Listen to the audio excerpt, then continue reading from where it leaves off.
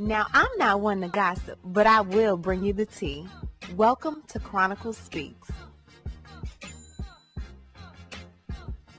So I told you in a previous video that this Jeezy and Jeannie Mai divorce was going to get very messy, and it seems like it's doing just that. They are back and forth in court spilling all of their tea, and it seems that their daughter is the one caught in the middle. Most recently, Jeezy is requesting the judge to allow the prenuptial agreement to stay intact.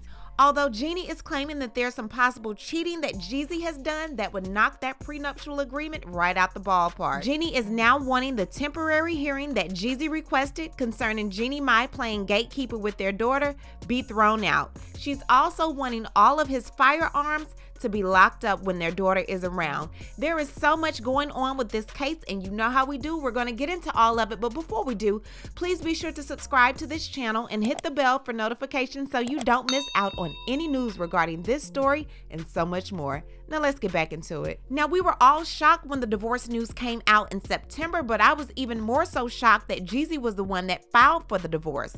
The couple always seemed so happy and always seemed to get along, but that just goes to show you that everything that glitters isn't gold, and you cannot make these celebrities your couple goals. Now, with only 2 years of marriage and one child, the couple both state that their union is irretrievably broken, but why?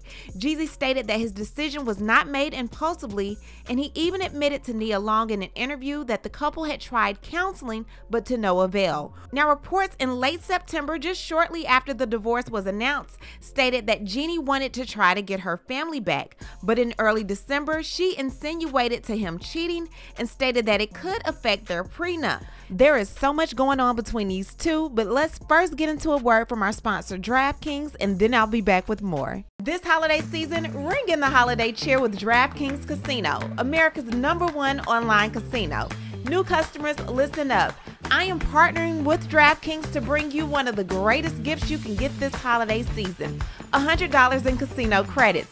That's right, DraftKings is offering $100 in casino credits to all new customers that play $5 or more. With over 300 real money games including slots, blackjack, roulette, and exclusive DraftKings game, you could be the next big winner this holiday season. If casino isn't available yet in your state, check out DraftKings Daily Fantasy app, where you can win cash prizes all season long. Most importantly, DraftKings is safe, secure, and reliable. Download the DraftKings Casino app now. Make sure to use my promo code Chronicle and unwrap the holidays with DraftKings Casino.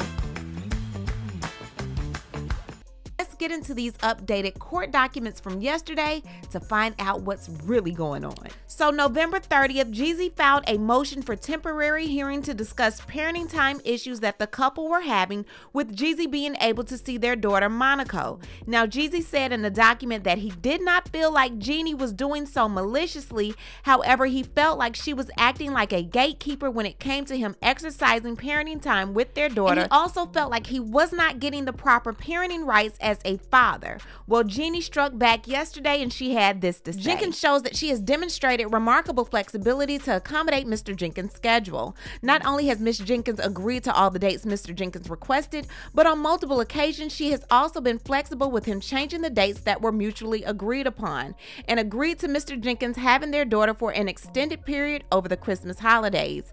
It's also worth noting, with respect for consistency, that Ms. Jenkins has typically responded to communication from Mr. Jenkins regarding visitation within 24 hours of receipt. Now, jumping to paragraph 6, it says Ms. Jenkins denies allegations contained in paragraph 6 of the motion for a temporary hearing, alleging that she has acted as a gatekeeper for the party's daughter, as evidenced in paragraph 4 above, and shows that she remained committed to facilitating and encouraging Mr. Jenkins' involvement in their daughter's life.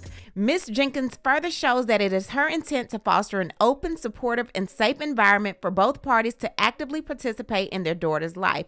It is essential to clarify that Ms. Jenkins' insistence on reasonable safety measures being put in place, such as safely securing and locking away all firearms that have been unsecure in the past, as well as having familiarity and properly trained caregivers, is absolutely not gatekeeping, but rather a responsible effort to prioritize their daughter's well-being. These requests are grounded in Ms. Jenkins' expressing genuine concern for the party's daughter's safety and security, especially when under the care of others and traveling across the country, and are reasonable protective measures, not an attempt to restrict Mr. Jenkins' access to their daughter. In closing, she wants his motion for a temporary hearing to be denied because she does not want the court's involvement when it comes to them scheduling visitation for their daughter. She instead would like for mediation to go forth, and she wants him to agree with it. So we're going to see what happens with that.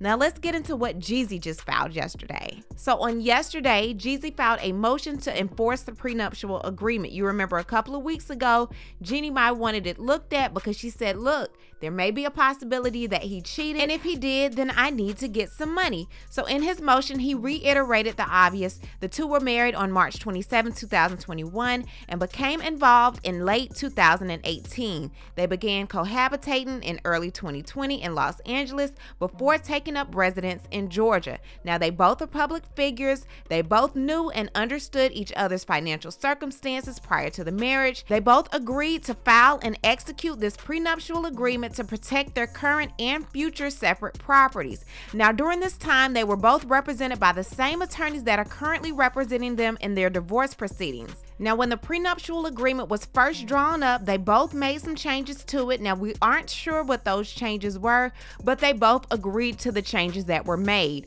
When it was completed, they both made complete financial disclosures of their respective income and liabilities and assets, as well as financial circumstances.